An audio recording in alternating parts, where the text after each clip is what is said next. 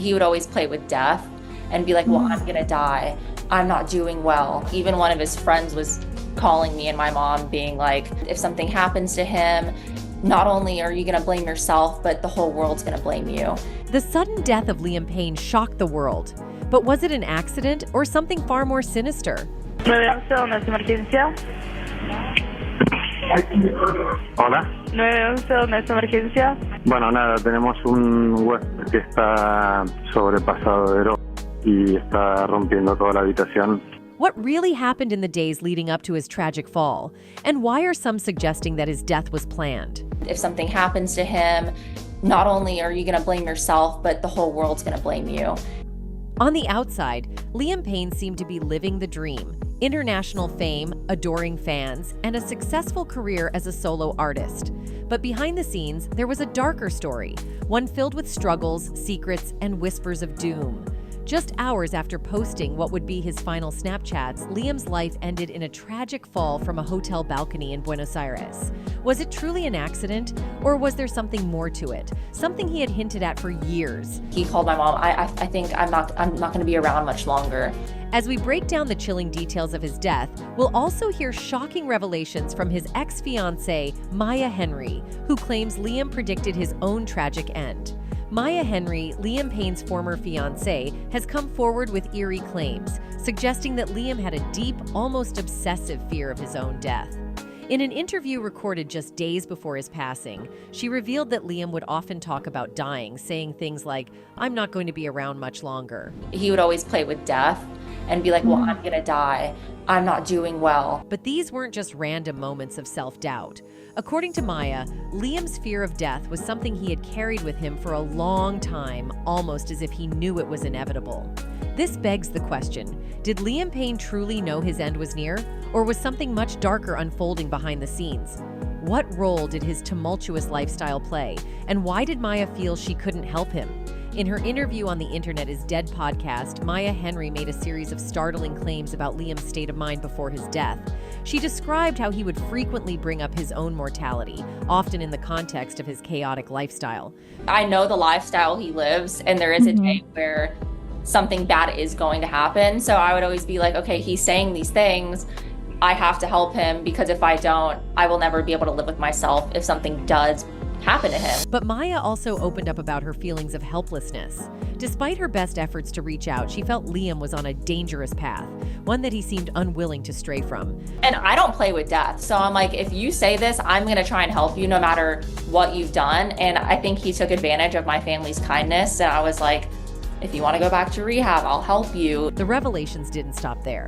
Maya revealed that Liam's distress even led him to manipulate her and her family, using his well-being as a way to gain sympathy and support. He would text my mom, I'm not doing well, have Maya contact me, because I wouldn't respond. And it's just always the same cycle. But this manipulation took a toll on Maya.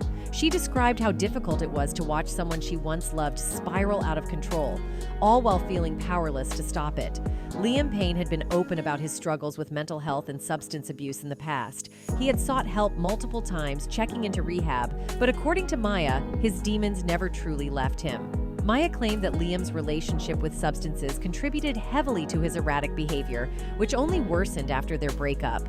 She shared that one of Liam's close friends even warned her that his life could be at risk if she went ahead to publish her book, which had been inspired by their time together. My book was coming out. Even one of his friends was calling me and my mom being like, oh, you know, this isn't a good time for him. I don't think you should put the book out. If something happens to him, not only are you gonna blame yourself, but the whole world's gonna blame you.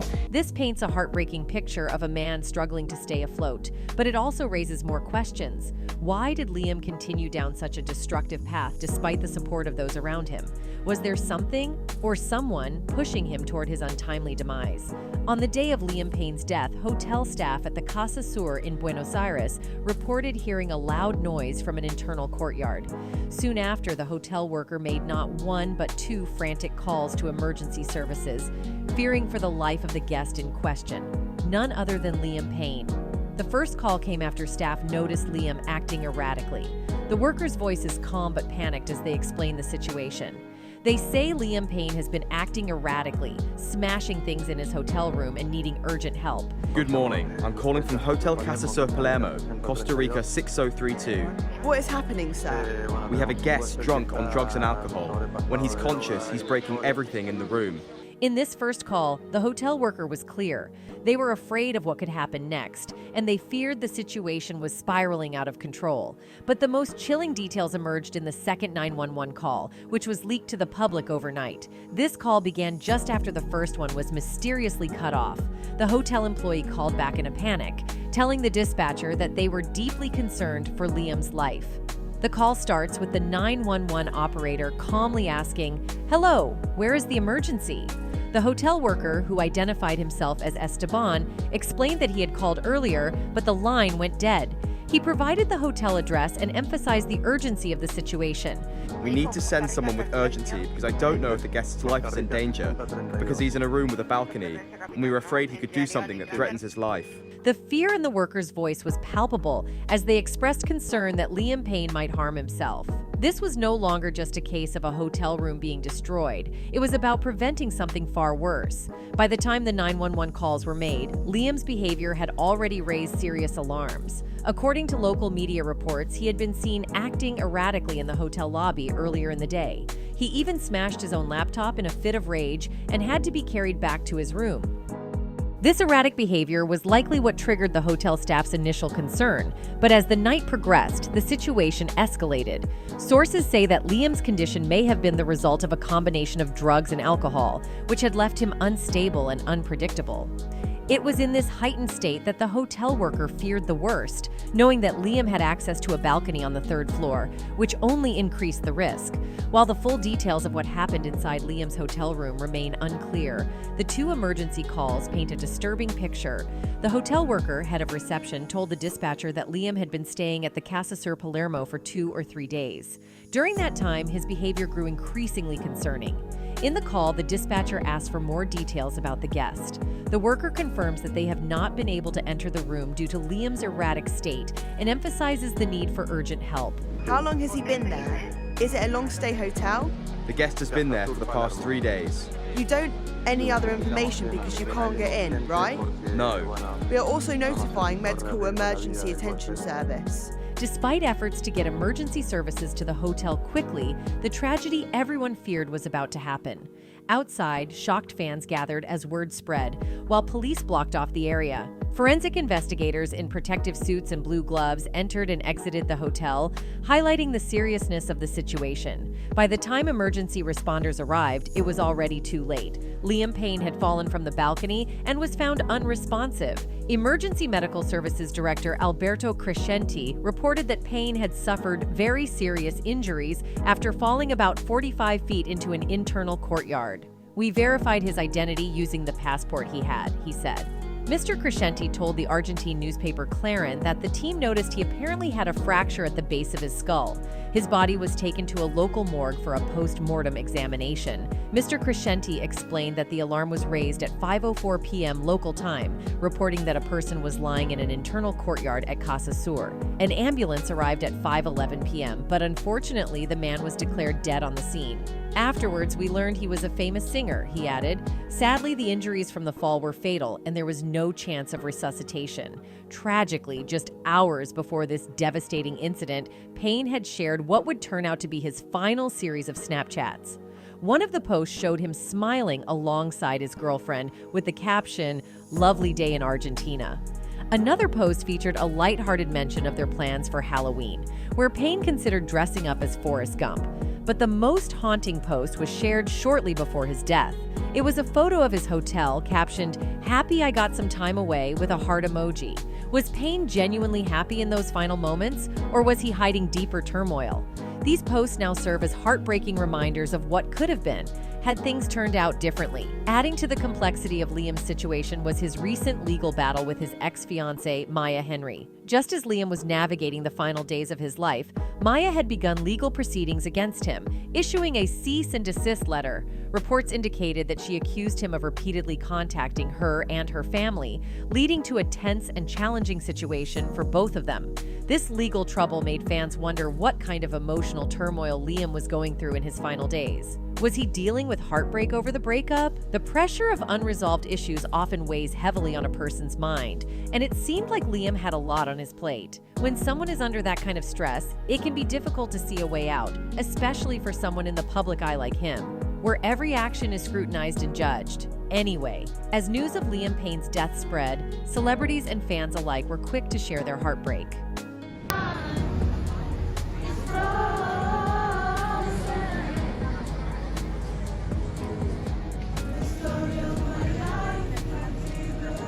Charlie Puth has since expressed his condolences on Instagram. "I am in shock right now. Liam was always so kind to me. He was one of the first major artists I got to work with. I cannot believe he is gone," he wrote in his first Instagram story. Puth also shared a video of the two laughing with each other and added the text, "I'm so upset right now. May he rest in peace." In another Instagram story, he included a screenshot of Payne discussing how Puth wrote a song with him. Below the photo, Puth wrote, "I am so sorry." Puth also added an Instagram post of the pair with no caption. Payne's Get Low collaborator Zed mourned the singer on X. "Rip Liam, I can't believe this is real. Absolutely heartbreaking," he wrote. "So upsetting to hear the news of Liam Payne passing. Sending love and condolences to his family and loved ones. R.I.P. my friend," Paris Hilton wrote on X. Ty Dolla $ign added a photo of Payne to his Instagram stories and wrote, "Just talked to you 2 days ago, my guy. Emma, miss you for real." Juicy J wrote on X, "Rip Liam Payne, wow. I can't believe it, prayers up for the family." Also paid tribute to the late singer in her Instagram stories. "Liam, for so many years, I always knew I could call you for support and big brotherly advice, but now you're gone," she wrote. "My thoughts and prayers are with Liam's family and friends during this time. You'll be so missed. My condolences to everyone who, like me, grew up listening to 1D and who cultivated so many good moments with their music. It's so sad that all of this doesn't seem real," wrote Brazilian actress-singer Maisa Silva on X. Numerous former X Factor contestants have shared their tributes. "R.I.P. Liam Payne, condolences to friends and family," wrote Irish music duo John and Edward Grimes, who were contestants in Season 6 on X. Rylan Clark, a Season 9 contestant, expressed, "Extremely sad news. Very tragic and so young. R.I.P. Liam." While the world mourns the loss of a talented artist, questions about what really happened that fateful day continue to linger. Did Liam Payne's demons finally catch up with him, or was his death something more sinister? With so many unanswered questions and eerie predictions leading up to Liam's death, it's hard not to wonder if his demise was more than just an accident. Maya Henry's claims, combined with Liam's own behavior, paint a troubling picture of a man who may have seen his end coming long before anyone else did. Was this a tragic case of self-fulfilling prophecy, or is there more to the story than meets the eye? We may never know the full truth behind Liam Payne's death, but one thing is certain: the world has lost an extraordinary talent far too soon. Anyway, that's it for this video, folks. Bye.